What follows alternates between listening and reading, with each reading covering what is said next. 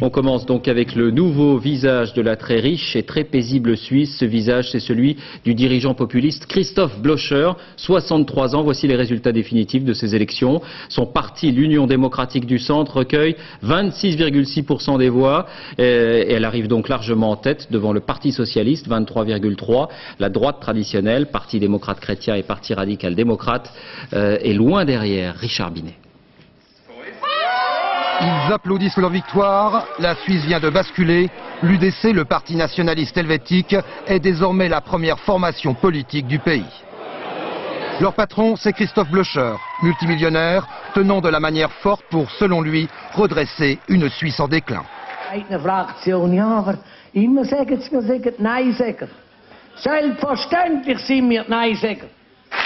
Neinsager, littéralement ceux qui disent non. Non au droit d'asile, à l'immigration, à l'OTAN et surtout à l'Europe. À la ville, le langage de l'homme se fait polisser.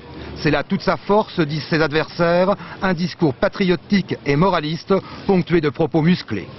Ainsi, dans un encart publicitaire publié dans un quotidien suisse, il dénonçait « Le résultat de la politique de la gauche et de ses amis, des requérants d'asile sans gêne, une mafia albanaise brutale et des trafiquants de drogue noirs africains. » Il séduit avec des formules politiques un peu simplistes, séduisant parce que justement simplistes. Traditionnellement ancré en Suisse alémanique, le parti de Christoph Blocher a effectué une percée spectaculaire dans les cantons francophones, particulièrement touchés par la crise économique. Il faut secouer le cocotier et c'est fait.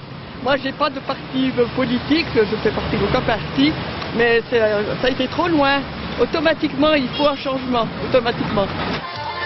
En 10 ans, Christoph Blocher a transformé le petit parti des paysans suisses en une machine à gagner. Et peut-être un jour, à gouverner.